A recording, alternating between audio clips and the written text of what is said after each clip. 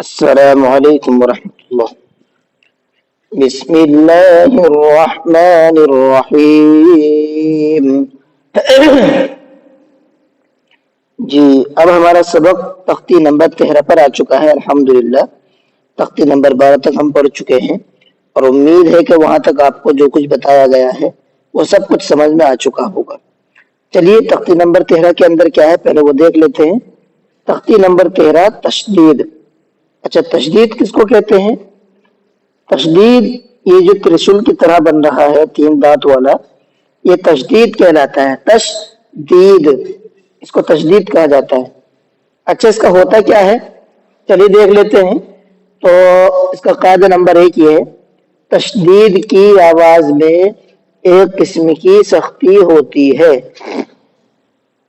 یعنی تشدید کو پڑھنے میں ایک طرح سے سخت کر کے اس کو پڑھا جاتا ہے، پہلی چیز۔ اچھا دوسری چیز ہے نون اور میم پر تشدید ہو تو غنہ ہوگا۔ دوسری چیز کیا ہے؟ نون اور میم، دھیان سے یہ یاد رکھیے گا دونوں لفظوں کو، نون اور میم پر جب جب تشدید آئے گی وہاں پر غنہ ہوگا۔ غنہ آپ سمجھتے ہیں جس طرح سے اخفا ہم نے بتایا تھا پچھلے سبق میں، سیم اس سے تھوڑا سا ملتا جلتا غنہ بھی ہوتا ہے۔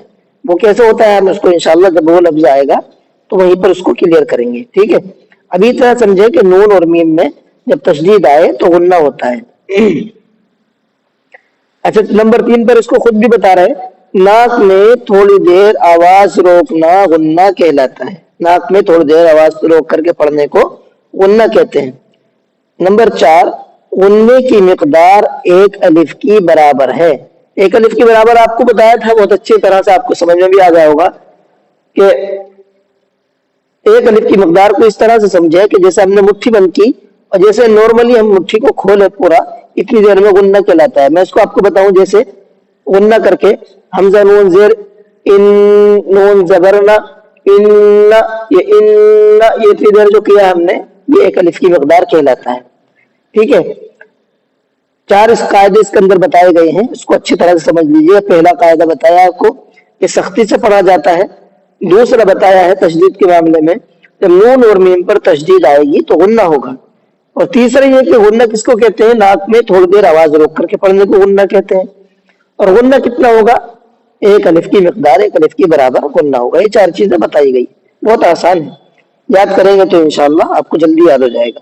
چلیے اب یہاں سے سبق تھوڑا سا پڑھ لیتے ہیں۔ حمزہ با زبر اب، با زبر با، ابا۔ حمزہ با زیر اب، با زبر با، ابا۔ حمزہ با پیش اب، با زبر با، ابا۔ اور اس کو ڈبل بھی پڑھا جاتا ہے نا، ایک مرتبہ پچھلے والے لفظ سے ملا کر کے اس کو پڑھیں گے اور دوسری مرتبہ میں اس پر جو حرکت ہوگی یا اس پہ جو ہوگا زبر یا زیر پیش کچھ بھی ہو اس کے ساتھ اس لفظ کو پڑھیں گے، جیسے میں نے یہاں پر پڑھا ہے ابا، ابا، ابا۔ تو دیکھیے پہلے تو اب حمزہ سے مل کر پڑھا گیا، پھر با کو الف بس زبر کے ساتھ میں پڑھا گیا، ٹھیک ہے؟ اب آگے دیکھتے ہیں، حمزہ با زبر اب، با زیر بی، اب بی۔ حمزہ با زیر اب، با زیر بی، اب بی۔ حمزہ با پیش اب، با زیر بی، اب بی۔ حمزہ تا زبر ات، تا زبر تا، ات تا۔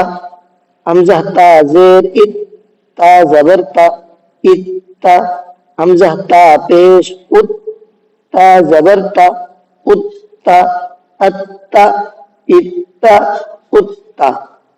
ایک چیز کا اور دھیان رکھنا ہے، اس میں بیچ بیچ میں جو باتیں یاد آ رہی ہوں میں آپ کو بتا رہا ہوں، حالانکہ وہ اس سبق سے الگ ہے، کہ دیکھیے یہ سب میں حرکت کا قاعدہ بھی ہے تو ان کو کھینچنا نہیں ہے، ابا ابا ابا نہیں کرنا ہے نا، تو اس کو بنا کھینچے پڑھنا ہے کیونکہ حرکت ہے اس میں۔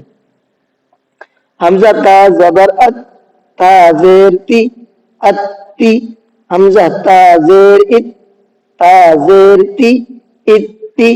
حمزہ تا پیش ات، تا زیر تی، ات تی۔ چلیے آج کا سبق یہیں تک رہنے دیتے بس، باقی انشاءاللہ کل اس کو ہم پڑھیں گے۔ امید ہے کہ آپ کو میرا سبق سمجھ میں آیا ہوگا، اگر سمجھ میں آیا تو ویڈیو کو لائک کر لیں، چینل کو سبسکرائب کر لیں تاکہ ہماری تمام اپڈیٹ آپ تک پہنچتی رہے اور آپ سے قرآن پڑھنا آ جائے۔